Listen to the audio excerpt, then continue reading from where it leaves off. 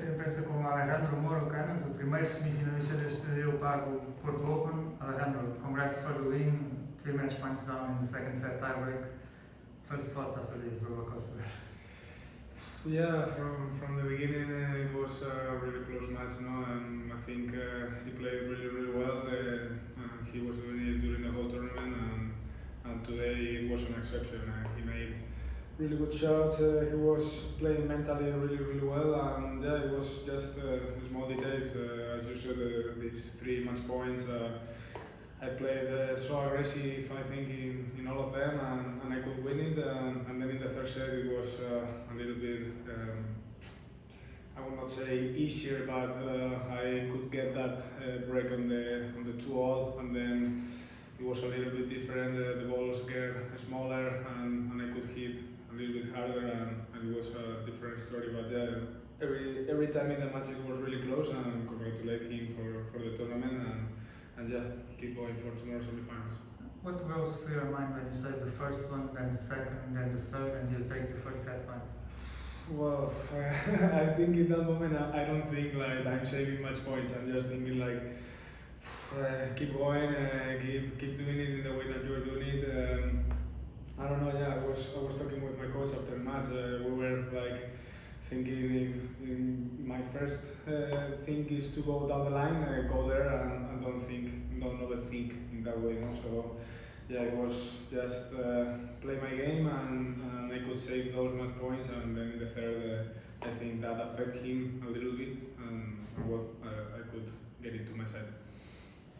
Your opponent actually, after the second match point save, which was a winner down the line, as you just said, he actually said it's so lucky. Do you think there was any luck involved in the way you saved those match points? Well, sometimes when we are in that close moments of the match, we say things that maybe it's because, I don't know, because we are a little bit mad with ourselves or maybe with the opponent, I don't know, but well, maybe can be lucky, maybe not. I remember other game, I think, yeah, in 4-2 in the third set, I had 2 nets going to the other side. Maybe, yeah, I think that's a little bit of luck, but in that way, I think in the match point, I was just aggressive. I believe in myself, and yeah, I mean, I hit to the line. Obviously, it's not the easiest shot in tennis, but well, I think in the level that we are, we hit so many lines during the match, and not because of that is luck. It's just because I think we are in a great level of tennis, and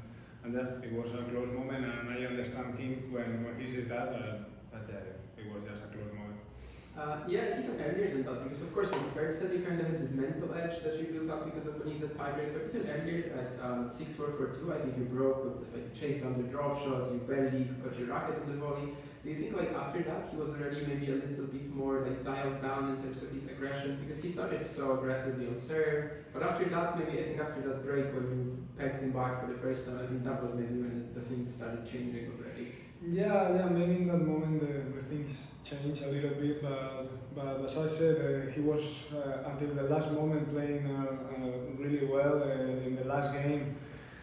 It was really tough as well. I had so many times going to the net, and he was hitting great passing shots and stuff. In the last point, I could make it, but yeah, I mean, in some moments I was thinking like maybe now he's going down. He is not that kind of aggressive, but he was playing really well during the whole match, in my opinion. And yeah, as I said, congratulate him, because I know him since futures in Spain, like since 2 years, and I'm seeing him growing up really good, and yeah, I'm so happy for him because his coach is Spanish as well. So yeah, just congratulate him for the week and keep going. Oh, I'd like to ask you about, obviously with the Olympics, Alcaraz is into the final. As a Spanish, what does it mean for you to see him fight for gold? That's amazing. I think I saw on Instagram now that he won Musetti, so he's in the final, and we have a medal for sure. And I mean that's amazing. Carlos is making an unbelievable season. Since the beginning of his career, we could see that it's going to be an amazing player. Of course, well, he is now already. But yeah, we're really proud for him, and it's really nice to have this kind of unbelievable players like Nadal and him and all of these beasts on on the Spanish flag. Do you know Carlos at all? Not so much because he's quite younger than me. He's 3 years old less. But I played him in the beginning of his career, our careers I would say, in 25k in Spain, and he destroyed me really bad. it was crazy how he handled the situations when he was 15 years old, I think. And I don't know much him, but we have like friends between each other in common. Everybody talks nice about him, so I would say he's a nice guy. Did you know when you played him that day, did you think this is a star? Yeah, of course. Since the beginning. I mean, he's 15 years old and he was hitting, I don't know, I would say 20 forehand winners in that match, and he was in Valencia, balls like this, and hitting amazing shots all the time. And he was playing with Ferrero in his bench in that moment as well, so if number one as Juan Carlos thinks that he can practice with this guy, is because he sees something in Carlos, you know.